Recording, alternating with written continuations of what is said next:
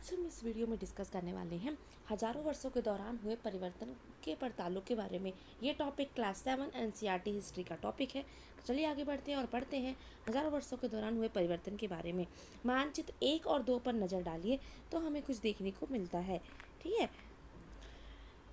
1 अरब भूगो वत्ता अल इद्रिसी ने 1154 में बनाया था। यहाँ जो नक्शा दिया गया है वह उसके द्वारा बनाया गया दुनिया के सबसे बड़े मानचित्र का एक हिस्सा है। भारतीय उपमहाद्वीपीय को दर्शाता है। और जो मानचित्र 2 है एक फ्रांसीसी मानचित्र है जो 1720 में बनाया गया था। दोनों नक्शे एक ही इलाके के हैं मगर उनमें काफ़ी अंतर है। अल इद्रिसी के नक्शे में दक्षिण भारत उस जगह में है जहाँ हम आज उत्तर भारत ढूंढेंगे और श्रीलंका द्वीप के ऊपर की तरफ है।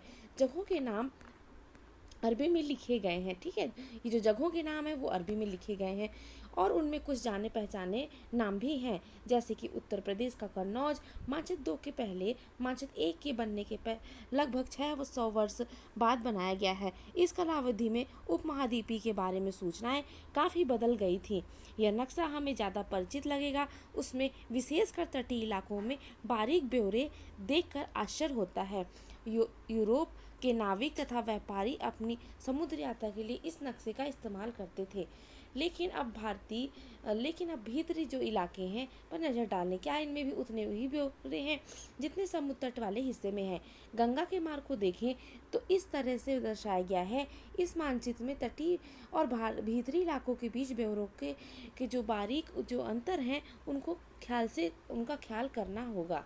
ठीक है, इतने ही महत्वपूर्ण एक और बात है, दूसरे युग तक मानचित्र अंकन का विज्ञान भी बहुत बदल गया था। इतिहासकार जब बीते युगों के दस्तावेजों, नक्शों और लेखों का अध्ययन करते थे तो उन सूचनाओं के संदर्भों, उनकी भिन्न भिन्न ऐतिहासिक पृष्ठभूमियों का ध्यान रखना जरूरी होता था। एक नई और पुरानी शब्दावली के बारे में पढ़ेंगे। ठीक है, अगर समय के साथ साथ सूचनाओं के संदर्भ बदलते हैं तो भाषा और अर्थों के साथ क्या होता है। ऐतिहासिक अभिलेख कई तरह की भाषाओं में मिलते हैं। ये भाषाएं भी समय के साथ साथ बहुत बदली हैं। उदाहरण के लिए मध्य युग की फारसी आधुनिक की फारसी भाषा से भिन्न है।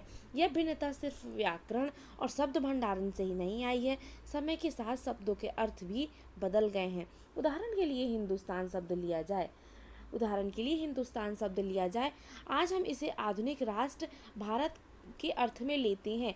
लेकिन 13वीं सदी में जब फारसी के इतिहासकार मिनहाज ए सिराज ने हिंदुस्तान शब्द का प्रयोग किया था तो उसका आशय पंजाब, हरियाणा और गंगा यमुना के बीच में स्थित इलाकों में से था।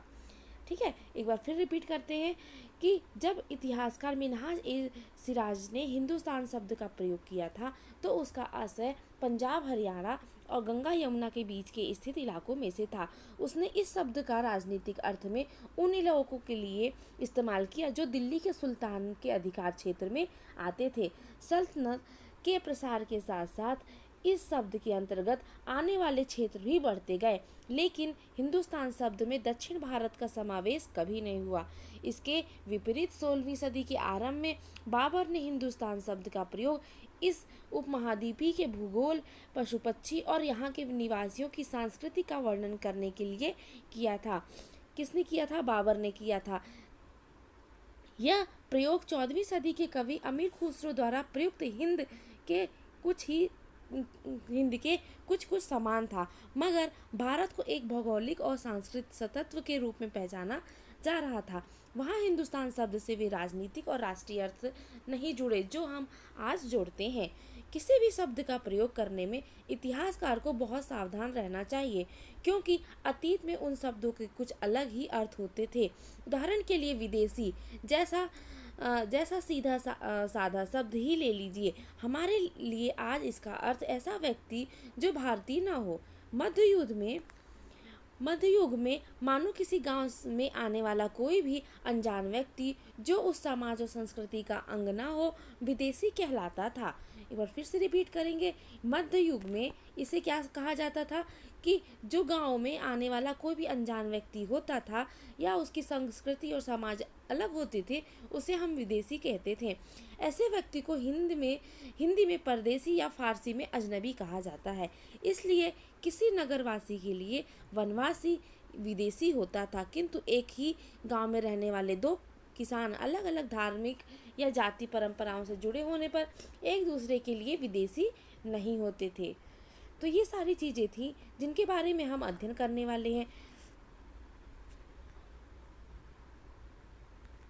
आई होप आपको पूरी चीज़ें समझ में आई होंगी। वीडियो को लास्ट तक देखने के लिए बहुत बहुत धन्यवाद। Thank you. Have a good day. Best of luck.